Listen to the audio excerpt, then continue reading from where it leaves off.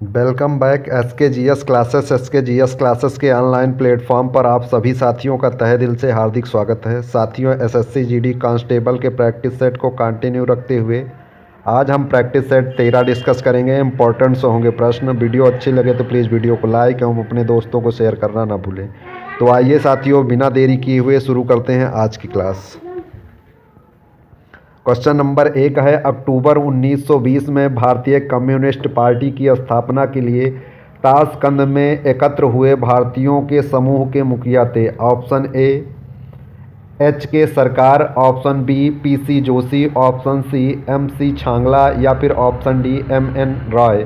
तो अक्टूबर 1920 में भारतीय कम्युनिस्ट पार्टी की स्थापना के लिए ताशकंद में एकत्र हुए भारतीयों के समूह के मुखिया एमएन राय थे, यानी मानवेंद्र नाथ राय थे। इस प्रकार सही उत्तर होगा ऑप्शन डी।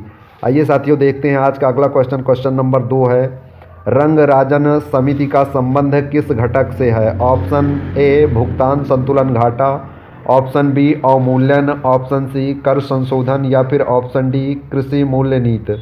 तो रंगराजन समिति का संबंध भुगतान संतुलन घाटा से है। इस प्रकार सही उत्तर होगा ऑप्शन ए भुगतान संतुलन घाटा। आइए साथियों, देखते हैं आज का अगला क्वेश्चन। क्वेश्चन नंबर 3 है, भारत में आर्थिक नियोजन कब प्रारंभ हुए? ऑप्शन ए 15 अगस्त 1947 को, ऑप्शन बी 26 जनवरी 1949 को, ऑप्शन सी 1 अप्रैल 1951 को या फिर ऑप्शन डी 1 मई 1956 को। तो भारत में आर्थिक नियोजन 1 अप्रैल 1951 को प्रारंभ हुए। इस प्रकार सही उत्तर होगा ऑप्शन सी। आइए साथियों, देखते हैं आज का अगला क्वेश्चन। क्वेश्चन नंबर 4 है, मगध साम्राज्य के बारे में कौन सा सही नहीं है? ऑप्शन ए पुराणों एवं महाकाव्यों के अनुसार इसकी स्थापना बृहदर्थ ने की, ऑप्शन बी महापद्मनंद ने इसे सर्वाधिक विस्तार प्रदान किया तथा सर्वछत्रांतक यानी क्षत्रियों का अंत करने वाला एवं इकराट की उपाधि धारण की, ऑप्शन सी ग्रीवरज, राजगृह, पाटलिपुत्र एवं वैशाली क्रमशः इसकी 4 राजधानियां बनी, ऑप्शन डी इनमें से कोई नहीं। तो इस प्रश्न का सही उत्तर होगा ऑप्शन डी इनमें से कोई नहीं। मगध साम्राज्य के बारे में आपको बताना था कौन सा सही नहीं है, तो ऑप्शन ए, बी और सी ये सभी सही दिए गए हैं। इस प्रकार इस प्रश्न का जो सही उत्तर होगा वो होगा ऑप्शन डी इनमें से कोई नहीं। आइए साथियों, देखते हैं आज का अगला क्वेश्चन। क्वेश्चन नंबर 5 है, निम्नलिखित में से कौन अंतिम मुगल सम्राट थे? ऑप्शन ए आलमगीर द्वितीय, ऑप्शन बी शाह आलम द्वितीय, ऑप्शन सी बहादुर शाह द्वितीय या फिर ऑप्शन डी अकबर द्वितीय। तो मुगल वंश का अंतिम शासक जो था वो थे बहादुर शाह द्वितीय, या इन्हें बहादुर शाह जफर के नाम से भी जाना जाता है। इस प्रकार सही उत्तर होगा ऑप्शन सी।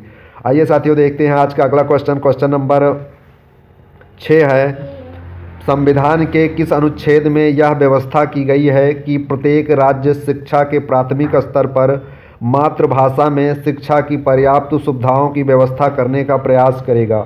ऑप्शन ए अनुच्छेद 349, ऑप्शन बी अनुच्छेद 35, ऑप्शन सी अनुच्छेद 350 या फिर ऑप्शन डी अनुच्छेद 351। तो संविधान के अनुच्छेद 350 के अंतर्गत यह व्यवस्था की गई है कि प्रत्येक राज्य शिक्षा के प्राथमिक स्तर पर मातृभाषा में शिक्षा की पर्याप्त सुविधाओं की व्यवस्था करने का प्रयास करेगा। इस प्रकार सही उत्तर होगा ऑप्शन सी अनुच्छेद 350। आइए साथियों, बढ़ते हैं आज के अगले क्वेश्चन पर। क्वेश्चन नंबर 7 है, कुंभ मेला को प्रारंभ करने का श्रेय किसे दिया जाता है? Option A Ashoka, option B Chandragupta द्वितीय, ऑप्शन सी हर्षवर्धन या फिर ऑप्शन डी इनमें से कोई नहीं। तो कुंभ मेला को प्रारंभ करने का जो श्रेय है वो हर्षवर्धन को दिया जाता है। इस प्रकार सही उत्तर होगा ऑप्शन सी। आइए साथियों, बढ़ते हैं आज के अगले क्वेश्चन पर। क्वेश्चन नंबर 8 है, निम्नलिखित में से वह राज्य या संघ राज्य क्षेत्र कौन सा है जिसमें कोई अभिज्ञात जनजातीय समुदाय नहीं है? Option A Chhattisgarh, option B Haryana, option C Maharashtra या फिर ऑप्शन डी कर्नाटक। आपको बताना है कि वह राज्य या संघ राज्य क्षेत्र कौन सा है जिसमें कोई भी अभिज्ञात यानी विशेष रूप से ज्ञात जनजातीय समुदाय नहीं है। तो सही उत्तर होगा ऑप्शन बी हरियाणा। हरियाणा राज्य में अभिज्ञात जनजातीय समुदाय नहीं है। इस प्रकार सही उत्तर होगा ऑप्शन बी। आइए साथियों, बढ़ते हैं आज के अगले क्वेश्चन पर। क्वेश्चन नंबर 9 है, भारत के पश्चिमी समुद्री तट पर वर्षा किस मानसून से होती है? ऑप्शन ए उत्तर पूर्व मानसून, ऑप्शन बी उत्तर पश्चिम मानसून, ऑप्शन सी दक्षिण पूर्व मानसून या फिर ऑप्शन डी दक्षिण पश्चिम मानसून। तो भारत के पश्चिमी समुद्री तट पर वर्षा दक्षिण पश्चिम मानसून से होती है। इस प्रकार सही उत्तर होगा ऑप्शन डी दक्षिण पश्चिम मानसून। भारत में गर्मियों के मौसम में जो बारिश होती है वह दक्षिणी पश्चिमी मानसून से होती है, जबकि भारत में जो सर्दियों में मानसून बारिश होती है वो पश्चिमी विक्षोभ से होती है। क्वेश्चन में पूछा जा रहा है भारत के पश्चिमी समुद्र तट पर वर्षा किस प्रकार के मानसून से होती है, तो सही उत्तर होगा ऑप्शन डी दक्षिण पश्चिम मानसून। आइए साथियों देखते हैं आज का अगला प्रश्न। क्वेश्चन नंबर 10 है, भारत में कितने मुख्य बंदरगाह हैं? Option A 6, option B 9, option C 11 या फिर ऑप्शन डी 13। तो भारत में कुल 13 मुख्य बंदरगाह हैं। इस प्रकार सही उत्तर होगा ऑप्शन डी। आइए साथियों बढ़ते हैं आज के अगले क्वेश्चन पर। क्वेश्चन नंबर 11 है, भारत के पारादीप एवं कांडला पंतन निम्न तट पर स्थित हैं। ऑप्शन ए पश्चिमी घाट, ऑप्शन बी क्रमशः पूर्वी और पश्चिमी घाट, ऑप्शन सी पूर्वी तट या फिर ऑप्शन डी क्रमशः पश्चिमी और पूर्वी तट। तो बात करें पारादीप बंदरगाह की तो ये उड़ीसा तट पर स्थित है और उड़ीसा भारत के पूर्वी तट पर स्थित है। वहीं बात करें कांडला पंतन की तो ये गुजरात में है जो भारत के पश्चिमी तट पर स्थित है। इस प्रकार सही उत्तर होगा ऑप्शन बी क्रमशः पूर्वी और पश्चिमी तट। आइए साथियों बढ़ते हैं आज के अगले क्वेश्चन पर। क्वेश्चन नंबर 12 है, भारत के क्वेश्चन नंबर 13 है, प्राकृतिक रबड़ के उत्पादन में भारत का विश्व में कौन सा स्थान है? ऑप्शन ए दूसरा, ऑप्शन बी तीसरा, ऑप्शन सी चौथा या फिर ऑप्शन डी पांचवा। तो प्राकृतिक रबड़ के उत्पादन में भारत का विश्व में चौथा स्थान है। इस प्रकार सही उत्तर होगा ऑप्शन सी। आइए साथियों बढ़ते हैं आज के अगले क्वेश्चन पर। क्वेश्चन नंबर 14 है, कोयना परियोजना किस राज्य में प्रमुख बहुउद्देशीय नदी घाटी परियोजना है? Option A Rajasthan, option B Maharashtra, option C Gujarat या फिर ऑप्शन डी मध्य प्रदेश। तो कोयना परियोजना महाराष्ट्र राज्य में प्रमुख बहुउद्देशीय नदी घाटी परियोजना है। इस प्रकार सही उत्तर होगा ऑप्शन डी महाराष्ट्र। आइए साथियों बढ़ते हैं आज के अगले क्वेश्चन पर। क्वेश्चन नंबर 15 है, निम्नलिखित में से कौन सा कथन सत्य है?